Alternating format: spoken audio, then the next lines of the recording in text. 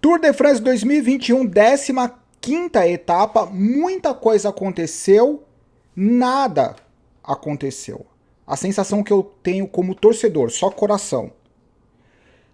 Você vê um monte de pena voando, você fala assim, pensa que é briga de galo, fala assim, deixa eu ir lá pra ver que absurdo que é esse de briga de galo. Daí quando você chega perto das penas, que você vê a pena voando, são duas crianças brincando com o travesseiro e a pena voando. Daí você fala, ah, agora eu entendi. É que eu pensei que estava acontecendo um monte de coisa, pensei que era briga de galo e no final era briga de travesseiro.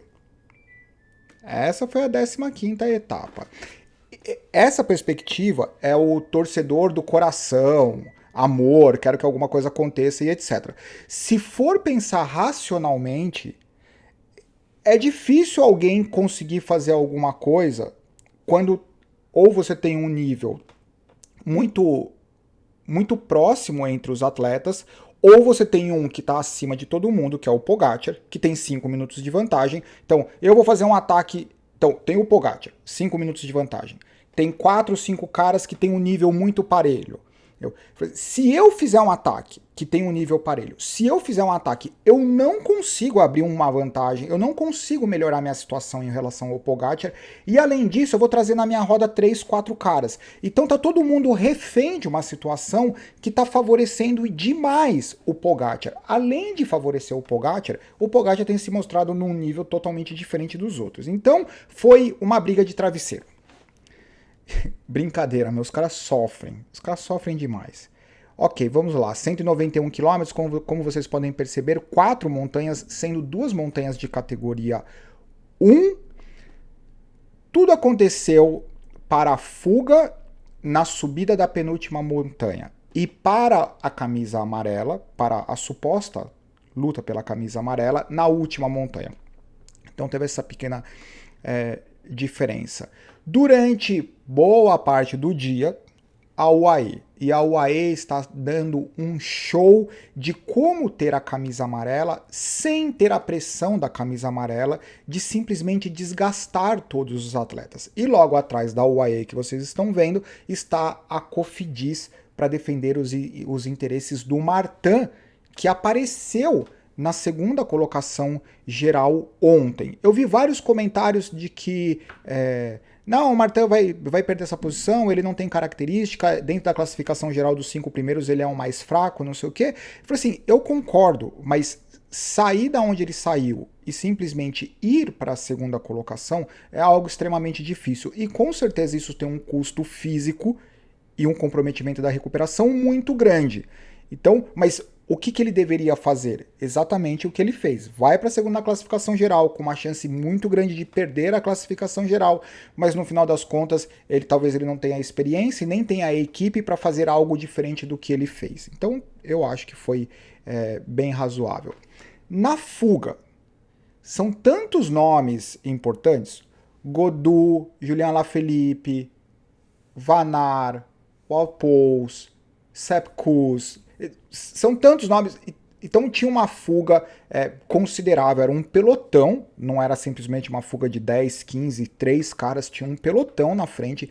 Nenhum desses caras ameaçava a classificação geral. Tinha um gostinho de classificação geral para o Gaudu, se ele não tivesse perdido tanto tempo, mas de qualquer forma a Française des Jeux fez questão de ir para a frente, o que foi ótimo. O fato da Française des Jeux estar na fuga fez com que a fuga não tivesse conflito de interesses até a penúltima montanha do dia, o que é natural. Então eles tiveram uma carona, toda a fuga teve uma carona da Française des Jeux, porque ela não estava interessada necessariamente em ganhar a etapa, e sim em favorecer o Gaudu, o que foi muito bacana. E os caras andaram forte, os caras fizeram força. O camisa, o rei da montanha, o Michael Woods, camisa branca de pelota vermelha, também estava na fuga. Vovô Valverde estava na fuga. E esse era o Cavendish, sendo escoltado por 3 ciclistas da Quick Step. O Burrani abandonou o Tour de France. Então, conforme as etapas vão passando, os sprintistas, ele vai perdendo, o Tour de France vai perdendo os sprintistas, o que aumenta drasticamente a chance do Cavendish ganhar uma outra etapa. E ele tem passado pelas montanhas. vai sofrendo, vai passando, mas o Cavendish vai que vai. A Movistar sendo Movistar. Essa é a Movistar na cabeça do pelotão. Tudo mudou, tudo começou a mudar. Faltando 54 quilômetros, que era o começo, quando eles se aproximavam da penúltima montanha do dia. Daí a Movistar foi para frente e falou assim, a gente vai resolver tudo aqui. A gente vai resolver pro Henrique Mas, a gente vai mudar tudo, a gente vai destroçar o pelotão. Não foi exatamente o que aconteceu. Eles tiveram uma ajuda da Ineos, principalmente com o Rich Porte, que é quem vocês podem ver. Eles colocaram um ritmo muito forte. Na verdade, é a briga de travesseiro. Eles fizeram isso, mas eles não conseguiram, além de desgastar os próprios atletas, eles não conseguiram fazer nada diferente disso. Porque eles não perderam ninguém, quer dizer, eles não deixaram ninguém da classificação geral para trás, não colocaram ninguém em risco, eles eram, tanto a Movistar quanto a Ineos, junto com a UAE, eram as equipes que tinham mais ciclistas, e foram as duas equipes, a Ineos e a Movistar, que perderam ciclistas importantes para uma suposta ajuda. De qualquer forma, essa movimentação não surtiu nenhum efeito positivo, nem da Movistar, nem da Ineos. O Martin perdia tempo, e para esse nível de competição e para esse nível de atletas, por exemplo, isso que era super comum antigamente, descer com a camisa aberta no calor, e depois ficou com o túnel de vento, ficou provado que isso é uma das piores coisas, isso é uma das piores perdas. Um dos maiores comprometimentos de aerodinâmica que você pode ter é descer com a camisa aberta, com a jersey aberta, porque ela fica batendo, cria uma resistência, por isso que é tão raro hoje em dia ver os ciclistas fazendo isso. Ele perdendo tempo com a camisa aberta, deixando a roda do companheiro de equipe, então isso é sinal de que realmente ele estava no limite, ele não estava conseguindo prestar atenção em nada, a não ser sofrer. Essa é a Ineos Grenadier, que era uma equipe diferente. Eu acho que eles estão com dificuldade de se adequar ao que está acontecendo no ciclismo. Eu não diria no ciclismo, porque eles fizeram isso no Giro de Itália e funcionou. Só que eles estão fazendo isso a 15 etapas no Tour de France, e a 15 etapas não está funcionando. Então eu queria entender qual é a etapa que eles vão mudar de estratégia, de deixar de imaginar que puxar o pelotão e tentar quebrar todo mundo vai funcionar, porque há 15 etapas eles estão fazendo isso e há 15 etapas não está funcionando. Eles estão pegando o que aconteceu nos últimos 10 anos ou o que aconteceu no Giro de Itália, e eles estão com dificuldade de entender que o Tour de France a dinâmica está sendo diferente. Tanto é que tem o Pogacar, que está imbatível na roda deles, agradecendo pela carona, assim, tem 4 caras na minha frente com um ritmo estável, faz 15 dias que eu tô andando na roda dos caras, eu sei quem é o forte, quem acelera em qual lugar, qual é a característica, porque da mesma forma que a gente, quando a gente pedala muito com um amigo, com uma amiga, e você sabe qual que é a característica de aceleração e etc., após 15 dias, ou na verdade após uma carreira profissional, eles pedalando entre eles, com certeza os caras que estão pedalando na roda do Pogacar, eles já entenderam qual que é, como o Pogacar faz, o tipo de aceleração, quando ele está incomodado, quando ele não está incomodado. E o Pogacar está se favorecendo, o Pogacar está agradecendo a Ineos por todo o trabalho. Essa é a fuga. A fuga se manteve, diferente do pelotão, a fuga ela passou pela penúltima montanha relativamente junta, tanto é que isso é a descida da penúltima montanha em direção à subida da última montanha, e estavam todos ali, ó, bonitinhos. Todos juntos, uma fuga super comportada. Aí eles começaram a subir a última montanha do dia. Daí, obviamente, tudo mudou, porque eles precisavam definir quem iria vencer a etapa. Nairo Quintana aparece, dá uma sapatada, uma boa sapatada. Ele deu uma sapatada, 30 segundos depois ele estava no rabo do pelotão da fuga, do grupo da frente, que não era pequeno. Aqui o Gaudu, ele fez uma aceleração que foi bem interessante, mas o cara... aqui o Julian Alaphilippe sobrando. Desculpa, eu esqueci de falar. A grande disputa da classificação de Rei da Montanha, camisa branca de pelotas vermelhas, foi do Wout Poels com o Van Aert. Eles disputaram todas as etapas de montanha, foi muito bacana, e o alto pouso ele está extremamente explosivo, comparado com o Vanar não é a mesma explosão, mas também é um biotipo diferente. O alto pouso ele é mais longilíneo, talvez ele seria muito menos potente, mais para montanha, só que ele brigou de pau a pau ali com o Vanar, inclusive conquistou a camisa branca de pelotas vermelhas. E essa foi a movimentação do jovem Sepp Kuss, da Jumbo-Visma, que até então ele foi um gregário monstro do Primož Roglic, especialmente no ano passado, ano retrasado, e ele tinha essa dificuldade de converter em vitória. Esse lugar, essa montanha, é o lugar onde ele mora, ele conhece muito bem, então ele se sentiu à vontade em acelerar na hora certa. Quem veio junto com ele? Vovô Valverde, me explica como que um cara pode ser tão forte entre essa molecada, de forma tão constante, incrível. E esse é o grupo extremamente seleto da camisa amarela. O Pogačar, se vocês assistirem o replay, o Pogačar, ele tinha um controle tão grande do que estava acontecendo, ele ia pro lado, ele respondeu, todo mundo atacou, Ben O'Connor atacou, Rigoberto Urán atacou, o Carapaz atacou, todo mundo, o Vingegaard atacou, todo mundo atacou. E sempre o primeiro cara a responder o ataque foi o Pogačar. Ele tinha necessidade de fazer isso? Nenhuma, ele tem 5 minutos de vantagem.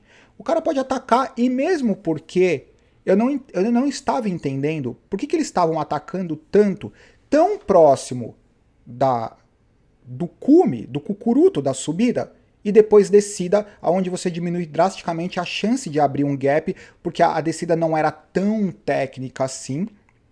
Então, eles continuavam atacando com a chance minúscula de ganhar tempo. O final não era em alta montanha, tinha a descida.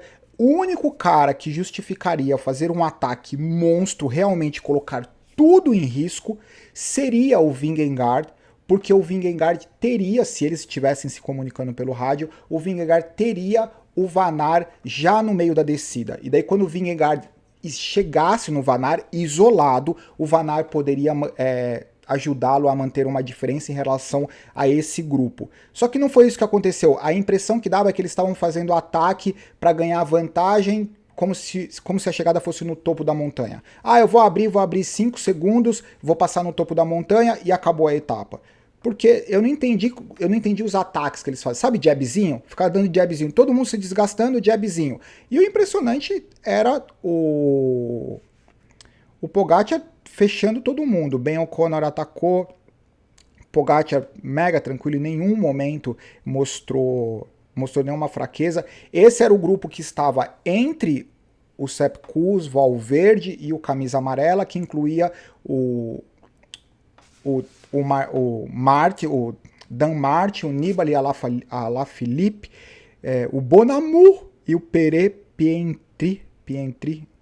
Bonamur, que bonitinho o nome, né? Sepp Kuss cruzou a linha de chegada em primeiro, jogou o óculos, ficou super feliz. Eu acho que ele precisava dessa vitória. Falou que a família, a mãe, o namorado, o papagaio, a namorada, o papagaio, tava todo mundo no topo da última montanha. Então isso foi o incentivo. O grupo do camisa amarela, incluindo todos os caras da classificação geral, com exceção do Martin, eles encontraram o Vanar na descida, e o Vanar, eu sinceramente não entendi direito a estratégia da Jumbo-Visma, porque ela já tinha o Sepp Kuss lá cruzando a linha de chegada. Tinha o Vanar entre o Sepp Kuss e o grupo do camisa amarela. O Vingegaard, é que é fácil falar, ele deveria atacar. De repente a equipe falou assim, ataca. Ele falou assim, não dá, eu tô no limite, vou atacar onde? Só se eu for me atacar no chão. Ataca, tá bom. Daí você vê o cara se jogando no chão. Falou assim, o único lugar que eu consigo atacar é me jogar no chão, me atacar no chão. Falando é fácil, mas assim, supostamente, falou assim, ataca, dá tudo, vai pro limite, explode o motor, entendeu? Só que se você chegar com o motor explodido na descida, você se conecta com o Vanar e o Vanar consegue te levar até a linha de chegada. Só que falar isso é bonitinho, né? Falar isso na 15ª etapa, após ter passado por 4 montanhas, não sei o que, é outra coisa completamente distinta. Mas o Vanar dá uma carona de graça para todo mundo, eu não entendi. Independente disso, esse foi a a classificação do dia, todos esses caras eles estavam na fuga: Valverde, Pouso, Zeguier, Guerreiro, Quintana, Gadu, Martin, Bonamu e o Pare Pientri. Certeza que alguém vai me corrigir. Daí é o seguinte, e tem que corrigir mesmo, porque eu tô falando errado o nome do ciclista. E esse é... Eu posso te falar, o Valverde, eu acho ele fantástico, um monstro, mas assim, a gente sabe muito pouco do Valverde como ciclista, né?